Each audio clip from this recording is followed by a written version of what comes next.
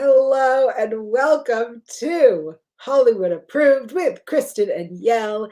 Each episode is an exploration of taste as we dive into the good, the bad, and the unexpected in TV and movies. Tune in for the celebrity guests, stay for the surprising recommendations. Plus, we are getting creative with modernizations and fan casting some of our favorites. This is Hollywood Approved.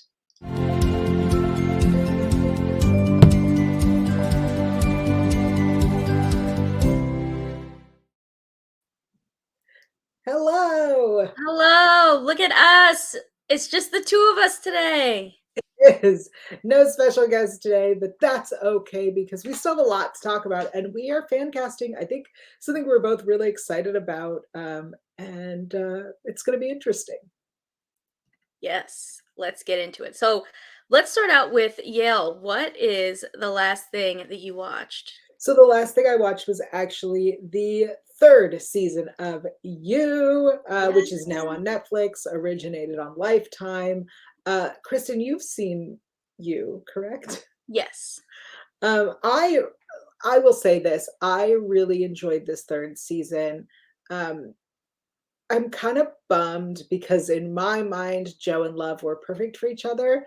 And so to see, not to give too many spoilers, but to see that their love has challenges is such a disappointment for me. Um, Yeah. yeah, what did you think about this show? No, I 1,000% agree. I think it was the best one of the season so far, but also I was like, I want Love and Joe to be like that evil power couple, that like murderous power couple where it kind of gives you like, I mean, we've been watching a lot of Chucky, like Chucky and Tiffany vibes, where like the two of them are just like, we're killing people and we're living our best lives. Like that's what I was hoping that we would see.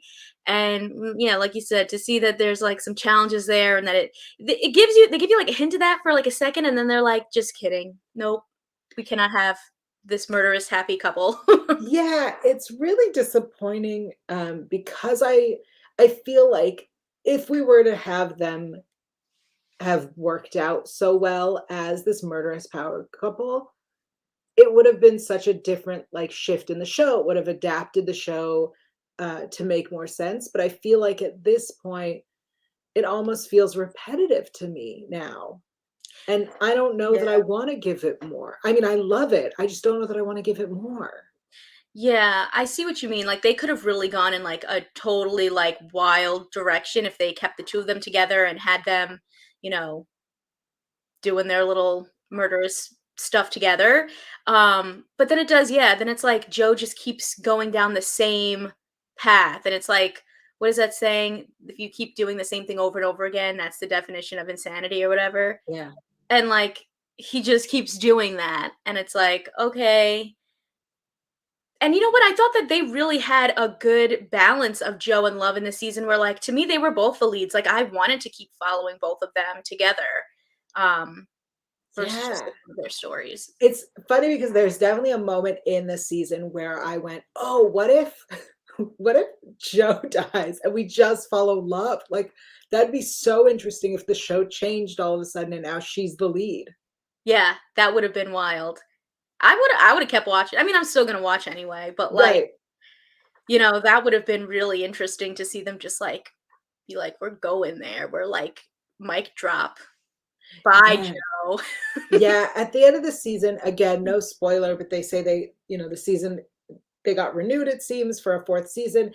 And I'll say if things continue the same way they've been so far, then this fourth season will be my last season with them. Like Mhm. I need something different. It needs to do something different.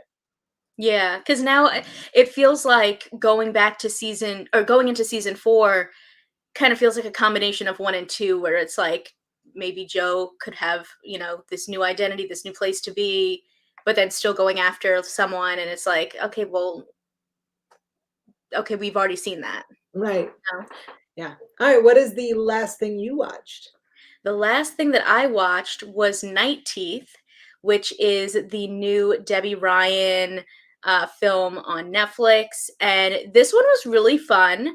It's like about this college student that ends up taking over his brother's spot as a chauffeur to pick up these two women to go party hopping in LA.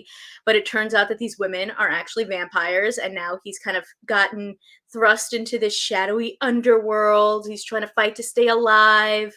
The like cinematography and like the colors are really cool. And you kind of dive into this, like, they're definitely like world building this like vampire society that I feel like if they were to do like a second film, like they could definitely do it. Oh, But it's one of those ones where it's like it's good, it's fun. I don't know if I have like a lot to say about it, but like I definitely recommend checking it out.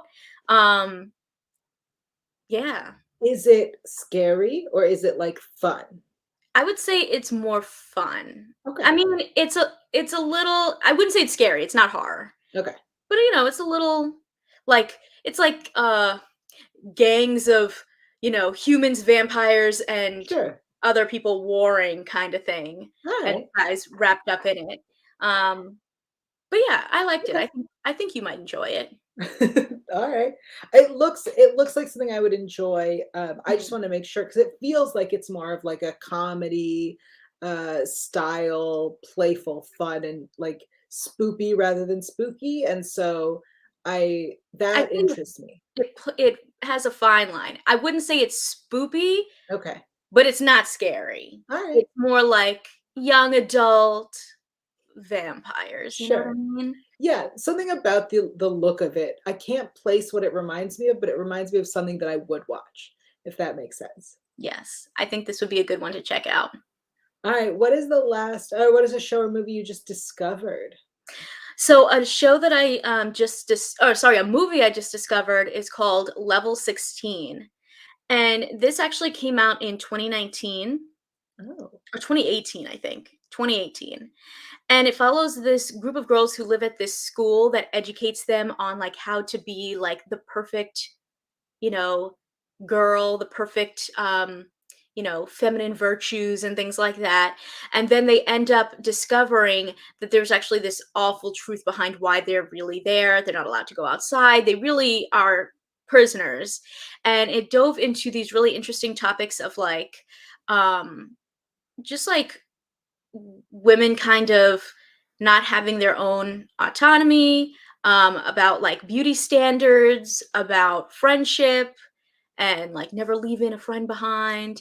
And I was just really impressed. It was like a whim. Like I was just like, I feel like throwing something on. I don't know. And I thought it sounded interesting, and I threw it on, and it was really good. And I'm surprised I hadn't heard about it sooner because it's not that old. 2018, 2019. But I really liked it a lot. yeah, that sounds like something I would enjoy. Is it an American film? Is it foreign? Is it subtitled? It's an American film. Um, well, I think it's yes, it's like I think it's actually like Canadian American or something Oh, like that. all I feel right. like there's a lot of Canadian actors in it. You know I love me some Canadian. Yes, we do. And yeah, I think it was filmed, a lot of it was filmed in Toronto. Even what is her name is in it? Kiara Madeira. Oh, Oh, Kiana Madeira. She has like a smaller role, but I feel like that's like kind of before we started seeing her in things like Trinkets and Fear Street. So, maybe a little bit of one of her earlier projects. And also the girl who's the lead was the girl that was Abby in Mang in Ginny and Georgia. oh, But but it's not as, kind of cheesy teen drama as Ginny and Georgia. of course. It's a little bit more serious, like sci-fi thrillery. Um, Cool. so I liked it a lot. I'm shocked that I have not heard of it actually. Well, I recommend. All right, that's added to my list. What was Um, something that you discovered? I just discovered that the finale, because I almost missed it, for Only Murders in the Building came out. So as we know, I was a little late to this party, but then I binged and caught up and then waited week to week and then almost missed the finale. Um, I will say it was a very fun finale. And it sets up that they clearly intend to have another season, and I'm into it. Have you seen it yet? Yes, yes. I feel like I did the same thing as you, but a little bit opposite, where I thought that the finale was yesterday, and so I was kind of watching all the screeners I had on, like, Monday, not realizing that, like, that was the day it also came out. So, oh my gosh, the show is so amazing. Um, Selena Gomez and her coats, I am obsessed. The fact that, like, they have all these, like, little hidden Easter eggs, I love that. And then we're getting, like, 3 mysteries in this. Mhm. Like, 2 that are resolved and 1 that's, jump start going into season 2, and I was trying to figure out, like, what do I think? Like, who did this? And I was like, "What if it was Tina Fey's character?" Because she had that idea of like, "Oh, I'm gonna make a new podcast, only murderers in the building," and maybe that's her way of being like, "I'm gonna get my story going. We'll keep Oh, this murder train going," you know? I like that. I really like the way that it ended. I think the reveal Mhm. was fun. I think the way the reveal happened was much more interesting than who killed Tim. Like, I think that was not a big surprise, but the way that they go about the reveal was very fun. Yeah, where she's like, "I am Yeah. happy I did all this, so Let look me at me. explain to you Let me exactly how tell you I what did I it. did." Yeah, she's like, "I'm all about it. Let me Yeah. tell you what I did. I'm doing it again." Oh my god. Yeah. She was that was wild. It was such a good season, of television, and it seemed like it really captivated a lot of people, like, you could just see every week people were posting, like, videos deep diving into every single clue that they could find, and everyone sharing their theories, like, you really had, like, that true crime community coming together to solve, like, a fake crime, you know? Yeah. I mean, as you know, I went to the building. I was in New York and went. So Yeah. we're all getting into it. Mhm. All right. Since it is spooky season, Yes. what is a good show or movie to watch for spooky season? Okay, so this one I'm doing something a little different. This is a show that just started. There's only like 3 or 4 episodes out already, and it's called Ghosts, and it's on CBS, and um it has Rose McIver. Rose McIver and Utkarsh Ambudkar, who I love. He's so funny, and I feel like I never really see him as, like, the leading Yeah. person. So I was, like, really excited that the 2 of them were paired together because I like both of them. And so, basically what happens is, um, the character that Rose plays, um, inherits this big country house that's falling apart, and she's like, "Okay, well, what if we, like, move there, fix it up, turn it into a bed and breakfast?" And when she does, she does it they don't know that, like, there are ghosts that, are residing there. And so she trips and hits her head and, like, dies for a few seconds, and because of that, now she can see all the ghosts there, and she has, like, now this whole community of ghosts that are in this, big fancy house with them, and, they're really funny. Like, there's this one ghost that, like, is, like, a Revolutionary War veteran. There's one that was, like, a Boy Scout leader. There's one that was, like, the lady of the manor who's, like, technically a descendant of hers. There's another one that's, like, a hippie, and another one that's a flapper singer, and another one that's, like a Viking, So there's all these different people and all these different personalities from across generations, living in this house now, and it's just funny, It's just like goofy. They're living with all these ghosts, and the husband can't see it, but like he's humoring her, and I think he's starting to like believe that all this stuff is happening too. Mm. And so it's just really cute. I'm very interested in the premise. I agree. I've never seen him in a leading role, and I think he's so hilarious. So it's nice to see. But I will say, Rose McIver, this feels very similar to iZombie, where Mhm. she was a zombie who ate brains and then could see who killed the person whose brain she ate. Um, Mhm. Yeah, a little bit of so the supernatural. yeah, where only she can see World. it. But I will say, I'm kind of interested. I wish it wasn't CBS because I don't trust that network. So like we'll see. I'll give it a shot, but Mhm. I'm not sure how I feel about that one. Well, let me know if you decide to check it out. I like that I'm telling you all these shows and movies, though, that you haven't seen yet. I'm like, "Ooh." Yeah, I feel like I'm just presenting you with stuff you've seen. Speaking of, my answer to a good show or movie to watch in spooky season is a classic, and I have to watch it every year, and it is Hocus Pocus, obviously. Yes. I have a spooky season Halloween, like, set of things I have to see, and this is one of Mhm. them to get me into the spirit of the season. What are And the I other just ones? the other ones are that 3 Halloween Towns, Ooh, yes. Those are great. Casper, Yes. and Beetlejuice. Oh, very nice. Yeah, usually it's just whatever Freeform is showing, mostly. Mhm.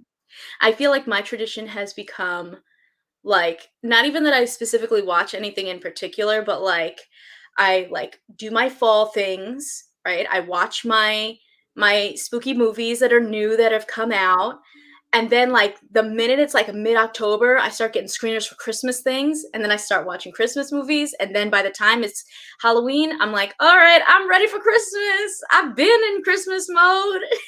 I think that's the thing is I stay, like, so engulfed in Halloween mode so that I can appreciate and enjoy having a holiday season, Yeah. because once we're done with Halloween and the world switches, I am like, "No."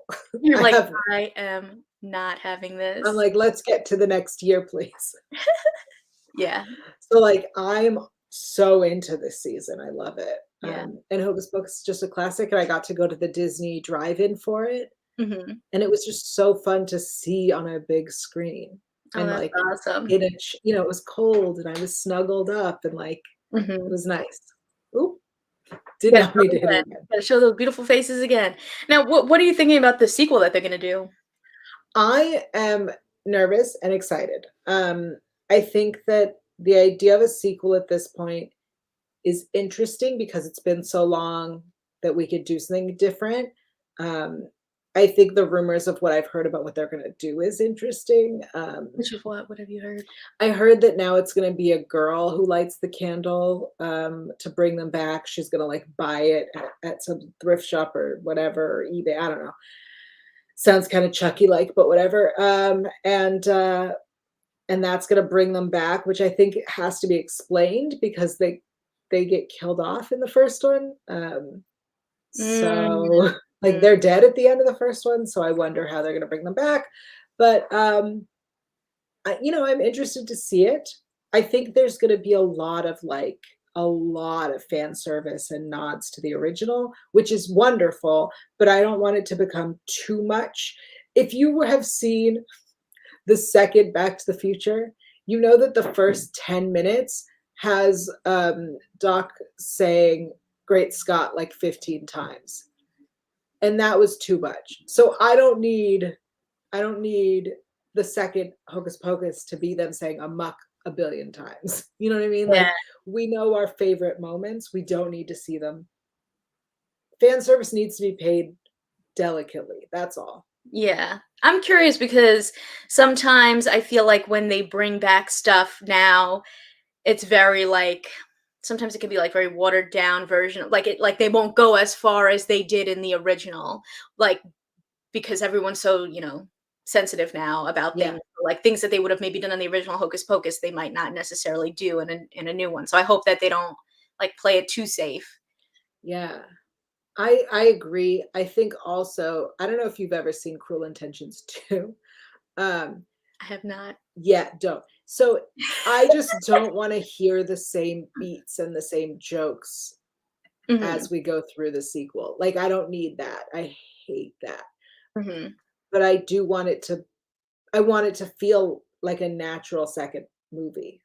mhm. It's a lot to ask. I want a lot. I'm asking for a lot. Yeah. So, I don't wanna I get my will say hopes up. though, it is Kenny Ortega, and he's done a lot of great I mean, Julian the Phantoms, it's a great show, and Sure. I he's done some good almost stuff in recent years as well. I would like someone like Taika Waititi to write it. I'm just gonna say it. Oh. Like, I think he would do something really fun and exciting and different, and I know that's a real random pick, but, like, I just think he's very clever and could do something great with it, and that would be nice. I see what you mean. I do. Yeah. So Speaking of things we don't like, that's my the segue. time. You go for it. So, Yael, tell me, what was one of your most hated shows or movies of 2021? I think We're going hated is a hard word. Let's go with disliked, a lot. Disliked a lot. strongly disliked. Yes. Of 2021, right Mhm. now, because I saw it last night, Oh gosh. I'm going with Dune. Ah! Ah! Yeah, tell us all Here's about here's what I'm gonna say. Here are my mhm, positives for Dune. It okay. is beautiful, just Mhm. gorgeous. Should be seen on the big screen if you're gonna see it. It's also 2.5 hours. Two Mm, and a half hours. mm. Um, and I did not know it is part one. This is a first movie. This is not the whole movie. It's a first movie. They've split it up Whew! into two movies. So then why was it 2.5 hours?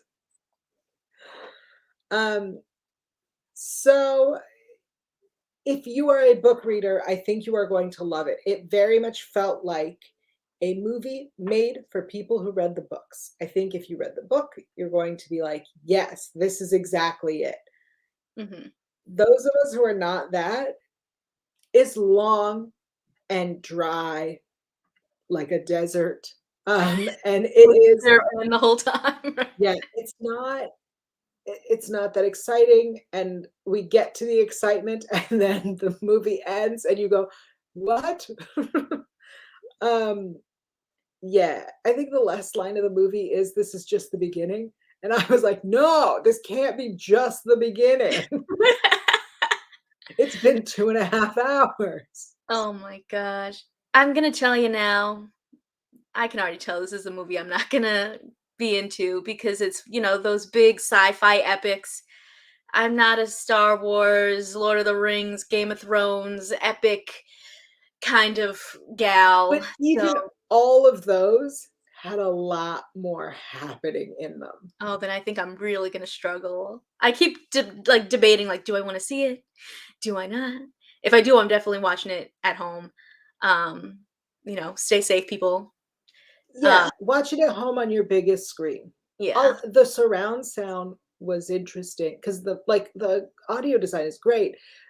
And maybe it's just been a while since I've been in a movie theater, but it was very loud, and I was like, "This seems too loud." I heard someone say this is like the loudest movie I've ever seen. I Okay, heard so it someone wasn't just me. say that. Yeah. Yeah. All right, what is, one of your least favorite movies or shows from 2021? So, we talked a little bit about this one, but I didn't get to elaborate, so I will now. Um, my least favorite movie of the year is Dear Evan Hansen, which pains me because I am probably the target audience. I mean, I'm a musical theater nerd. This would definitely be something. I mean, I was very much anticipating it. I was very excited. And I know a lot of people will just go straight for, oh, well, he looks old. That didn't even bother me. I think there's so many times where we see like 30-plus-year-olds playing teenagers. He's not even 30 yet. He's like in his mid to late 20s. Like, that didn't even bother me. In terms of prose, the music is beautiful. He sounds great. I mean, he has the voice of an angel, Ben Platt. But this story is so bad. Like, I don't understand who greenlit this story as a whole. Not even just for a movie, but like in general for a project. It's basically this kid who, is on his own, commits suicide, and this other kid who's also a loner, they think that they were friends, they weren't, and instead of just saying, no, I don't know him, sorry, that could have been the end of the movie. It was a whole like 3 minutes.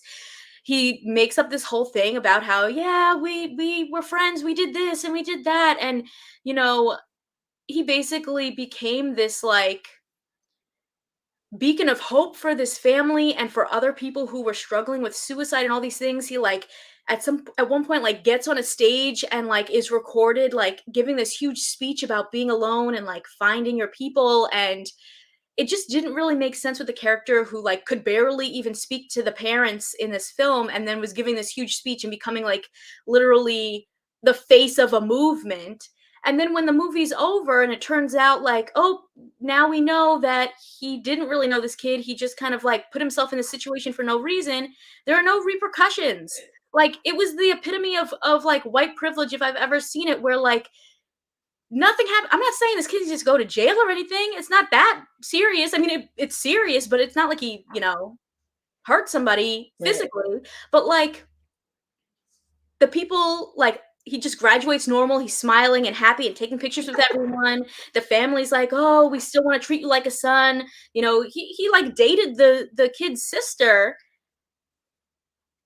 and, like, I don't know, it just the whole story, like, I really don't think that people knew what Dear Evan Hansen was about, because I know I didn't, and I feel like I've seen so many people being like, "That's the story?" That he, like, lies about knowing a kid who committed suicide to, like, basically get all this clout, and he had no he didn't have any repercussions, and he also, like, didn't feel bad until the family was like, "Oh, we're being targeted now." And once the family was being targeted, he's like, "Oh, I guess I kinda feel bad now." But he was gonna take their scholarship money. He was, like, gonna give up his own mom for them, like,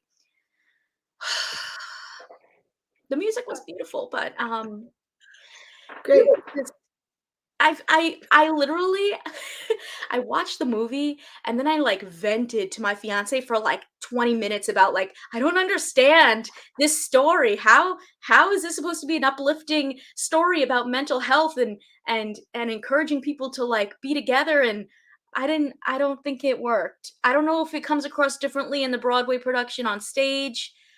I haven't gotten a chance to see that. Now I don't know if I even wanna see it because I'm just like, I still can't get behind the story itself.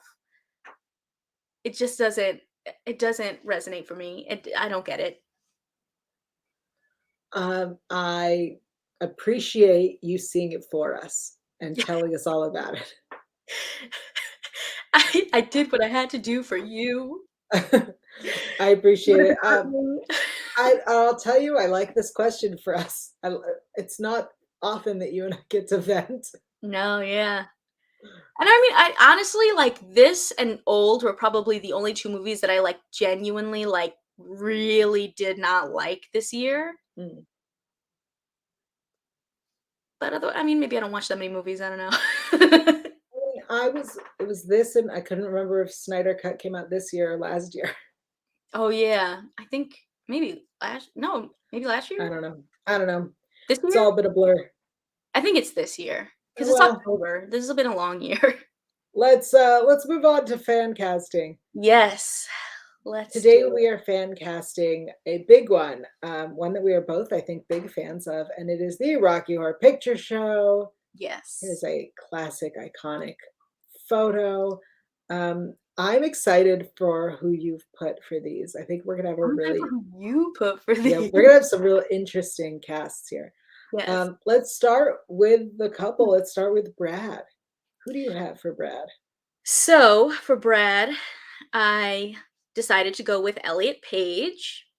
I thought that this would just be, you know, a nice kind of different role to see him in. Um, I don't know, I just see it. I just see it. Even that outfit that you just had there, I was like, Yeah, I think that could be good." I don't know if they sing, right? that was my question for I'm you not is, does he sure. sing? I'm not sure if he sings, but I just thought it would be a nice, kind of different role to come into, especially because Brad is someone who is very, meek at the beginning, and then, Brad and Janet both learn how to, like, let loose, so to speak. So I thought that could be fun to be in, like, a very buttoned up role that then you kind of get to, like, be your most authentic self. I agree. I think that Elliot's a really good choice for this one, especially because I always think of Brad as like a straight-laced, conservative, like reserved character, and I think that Elliot would do such a cool role with that. But I actually went with someone who I Mhm. know can sing. Oh, yeah, please Um, do. I went with Boo Boo Stewart. Ooh. Mostly because I feel like this feels very much like a role that he would just could do in his sleep. Um, I think he'd do great in it, especially paired with who I paired him with. Ooh, okay, so who'd you pair him with? So for Janet, I went with Amandla Ooh, Stenberg. This is her at the Met Gala, because she is blossoming into a beautiful young woman, and I think that it would be so interesting to see her go from, like, the reserved Janet to the, like, free-spirited Janet, mhm, and I also think that with Boo Boo, it'd be a really great pairing. I Who do agree. you have for Janet? So for me, I went with Kiki Palmer. I'm just a Kiki Palmer fan. We know she can sing. We know she's got the range. She can do a little bit of everything. And I think in real life, when you see her, she's probably a little bit more of that free spirit. So to see her maybe, button it up a little bit for the beginning of this, film and then, let loose, I think would be really fun. And I think she has really good comedic timing. So I think she and Brad would be like really funny together. Yeah, I think that's an interesting choice because I feel like we haven't seen her in that type of role, and Hmm. and there's no reason she can't do it, so I'm excited. I like Yeah. that. Next is a big role, big Ooh. shoes to fill, Tim Curry shoes to fill. Yeah. Who do you have for Frankenfurter? Okay, so for Frankenfurter, I decided to go with MJ Rodriguez because I really liked in the television version of, or the TV movie special that they did, where they had Laverne Cox as Frankenfurter, and I thought it was interesting to like have a woman in the role, especially a transgender woman. I think that that could be really fun, and I mean, MJ Rodriguez is an incredible singer. We Oh, know she can perform. You don't know that? I Oh, didn't know. I've never heard her sing. oh my gosh, she sings in Pose, but she also got her start on Broadway. She was Oh, Angel in Rent, she's been, oh, Audrey in Little Shop of Horrors, like, she's got the range. all right, She's got great. the range. And so I was just like, that's like a big show-stopping performance, as Frankenfurter, and you really need to command the stage, and I don't see why Frankenfurter can't be a woman. We've seen it, before, and I would like to see it again, and I think she would kill it. So I personally, I think Laverne Cox is amazing. I did not like Frankenfurter played by a woman personally, and so I would prefer somebody who I think can do the, like, big extravagance, of Frankenfurter, and Mhm. I picked Billy Porter, Ooh. who I believe was Cinderella's fairy godparent? Yeah, Fab G. Yes. So I think Billy Porter would be phenomenal in this role, Mhm, and would give it something we've never seen before. I don't know what, but I feel like he would just make it his own in such a unique way. mhm. And so, regardless of any of my other casting, this is the only one that I'm like, this one has to happen. I love it. Yeah. Um, Now, an interesting character. Who do you have for Rocky? Okay, so for Rocky, I went with Keenan Lonsdale. I wanted someone that I feel like Rocky is like, I don't know, just I mean, I guess he's supposed to be a little bit dumb, the pretty boy that's just got the muscles. Um, so not to say that that's Keenan Lonsdale, but not to say that he couldn't do it. So that's why I chose them. I felt like they would do a really good job. I could just see them. Even that picture that you had right there, that's what I'm imagining. Right. There I you go. For our Rockies, I made sure we had shirtless photos because it's relevant for the role. Um, I think that's a really great choice. And I think I will say this, your casting for this is very cohesive. And I felt like I was picking a lot of individual people, not Okay. necessarily a full cast. So I'm doing a show, you're like, I've got the individual people Yeah, that can do this in anything. yes. Because mine is not cohesive. Ages But it's and perfect. things are all over this board. And I'm gonna be honest, I felt like this was perfect. Originally, I was gonna think Zac Efron for Rocky because I am a fan of his body. So I thought it would be great. But then I thought, no, the line is that he is supposed to be like a perfect specimen of what a man should be. And I went, let's take that to the extreme. And I went with The Rock.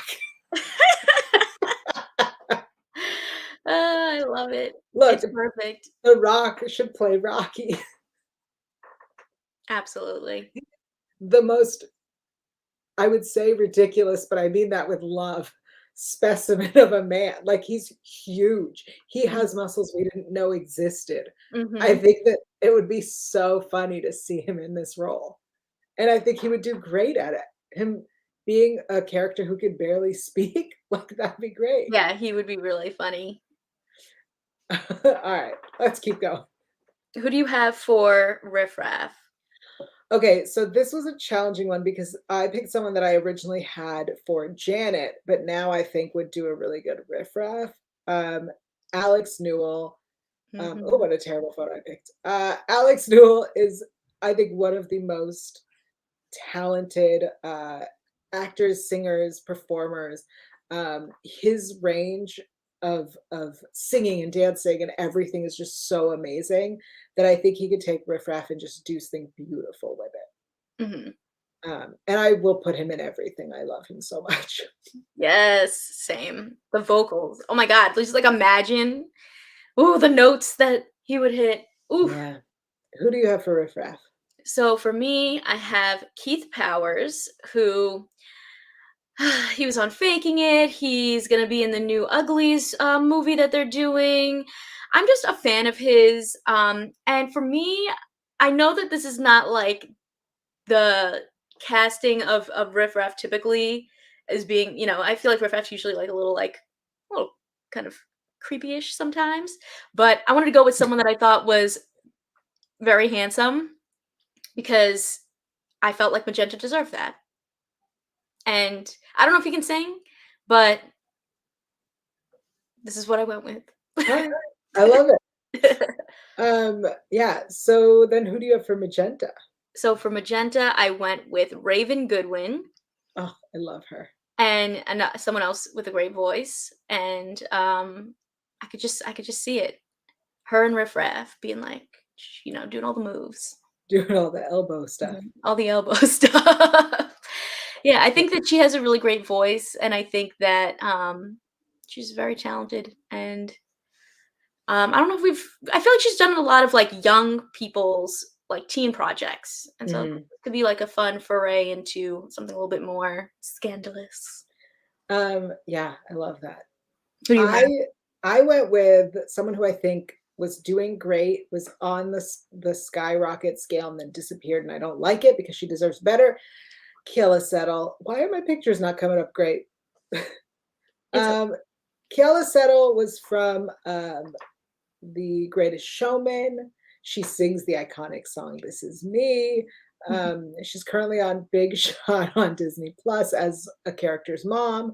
I think she deserves better. I think she deserves a much sexier role, and I think that she should be Magenta. very nice. She definitely has the like singing ability. That's no one's concerned about that. We heard her sing "This Is Me." Mhm. I think she would do some amazing stuff with this character. Totally. Yeah. Okay, let's get into Columbia. Oh man, your Who choice is I was the very best excited. for this. I was very excited about. Right? I was so mad. I was like, "Damn it."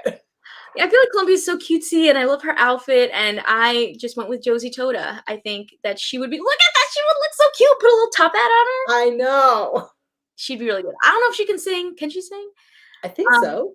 okay, good, good. Because some of my people I didn't know if they could sing or not. But I love Columbia. I feel like she's a little bit of like very bubbly and kind of like doesn't really get what's happening a little bit sometimes in the show. And Yeah. so I don't know, I would like to see Josie Toda, just play a character that's a little bit different. I think we've seen her a lot as like the mean girl or the mean girl with heart. Um, so I thought this would be kind of fun, a little different, and she has like the perfect haircut for it already in that. Yes. Yeah, no, I think that is actually really amazing casting, which is why I went a completely different direction. And I went with Lee Rodriguez, whom we know from To All, no, not To All the Boys, the other one. Never Have I Ever. Never have I ever, yeah. And I feel like we see her on that show as this like reserved, quiet, meek girl. And so to see her in a much more like bubbly, playful role would be so fun, Mhm. especially because I paired her with an Eddie that I think was a very unique choice. Tell me, I tell me. I decided to go crazy with Eddie, somebody who I think has never played a role like this in her life because I switched Eddie to a girl and I went with Dove Cameron. Oh, wow. We know she could sing and we've seen her be mean and evil, but have we ever seen her be the like heartthrobby, bad boy? And so I would love to see that for her, especially paired with Lee Rodriguez's Columbia. Ooh, I do like that a lot. I think Yeah. that's a perfect duo. And I think mine, now that I'm thinking about it, doesn't quite work with the age difference, but I still stand by I it. still think it'll be a weird and wacky thing. Yeah. So for mine, I decided I like when they do like the Eddie Dr. Scott where it's the same person. Mhm. So I went with Jack Black, who I think would be great in both of those roles, but maybe not necessarily with Josie Todd. But outside of that, he's very funny. I think he would do a really good accent for Dr. Scott. And and he can sing, and he would be so good as Eddie. Oh my god, his rock and roll song would be so good. I agree with you. I think when I read what you put, I was like, "Oh, Jack Black would actually be perfect in both of those roles." I Yeah. definitely see him as Eddie, like, hands down, no problem. He is definitely the next Meatloaf, no problem. Mhm. Um, as Dr. Scott as well, fascinating. And even paired with Josie Todd as Columbia, it's uncomfortable, but it feels right in this world. It's true. Yeah. Yeah. Um, for my Dr. Scott, Oh, yeah, who'd you go with? I went with Hugh Jackman. I here's why. I when I think of Dr. Scott, I think of the moment in the floor show when the leg pops up out of the blanket and is in the fishnet with the heel, and I just think I, like, imagine, first of all, Jack Black doing a great job, but also Hugh Jackman. I think he would be like, "Yes, put me in fishnets and heels, please." Yeah, that would be really funny. Just like, bam, we've been set free. Yes. Alright, and lastly, we have criminologist. Who do you have for your criminologist?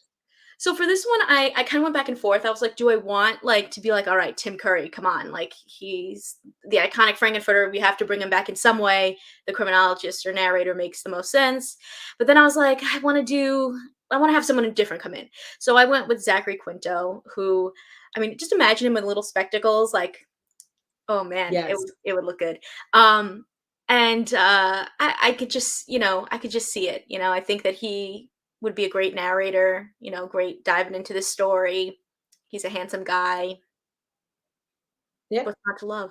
I think that's a great, great choice. I originally was thinking I want to go the opposite direction. I feel like the criminologist is very like straightforward. Here is the story, here are the facts. And I thought I want to see someone reacting to the story as they're telling it.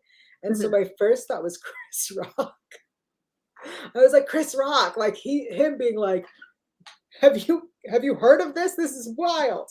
mhm. And then I thought, because I put The Rock as Rocky, Yeah. there's only one person that has to be the criminologist because if The Rock's in a movie, he's got to bring along his little friend. So Kevin Hart. Oh my god, that would be And like so this, funny. this is him explaining it's just Like a jump to the what? left. Yes, I love it. Oh, now I really want to watch Rocky Horror Picture Show. uh, uh, I wish that what we could put this whole cast into a blender and like put them on the screen. Yeah, this was a really out there casting today. They were really good though. Oh my gosh. Yeah. Oh, now I want to watch. Well, now you can. That's it for today's show. Uh, Uh, I'm yeah, so glad we did this. this is a fun one. Yeah, Yeah. I know we've been like pushing it off a little bit, and there's a lot of people, but like that was good stuff. Yeah. All right. Until next episode, Kristen, where are you on the internet and what are you up to these days? I am everywhere at Kaymaldo, Kaymaldo. You can find me on YouTube, Twitter, Instagram if you had a one at the end. and just been dropping videos as usual. Got Lock and Key season 2 coming up this weekend, which I'm very excited about. Yeah, and then I also host a podcast called Pop Culture Planet, which is available on all podcast listening platforms as well as on YouTube. And we dive into like representation and inclusion in Hollywood. And I actually had this really fun episode that rounded out season 2 that I was very excited about with Jake Epstein, who's on Degrassi to celebrate 20 years of Degrassi. And oh my God, he dropped so much tea, like about the fact that he like hated the cheating line storylines that he had, about like what his audition was like, about, some storylines that he might have like influenced, like JT's death, which I was like losing my mind over. Like we were only supposed to talk for like 20 or 30 minutes and we talked for a full hour because we were just on a roll. So if you want to check out that interview, Pop Culture Planet. What about you, Yael? I am everywhere on the internet at Yael Tygiel. That is YAELTYG. IEL. Right after this, I am going to head over to my Twitch channel and check out a new Doctor Who game on Xbox. For those who've never seen me play, I am terrible. So I'm excited to check this out because I'm such a big Doctor Who fan, but I'm also a terrible gamer. So I'm very, very excited. Check that out. You can also find me on Sunday on Law and Order S Review, a Law and Order SVU podcast. We are hitting the 500th episode of SVU Oh my goodness. this week. So we will be discussing that on Sunday over on Fanversations channel. Of course, I will tweet that out. So just follow me on Twitter and Instagram and you'll see it. And that's everything. And we'll see you next time. Bye, everybody. Bye.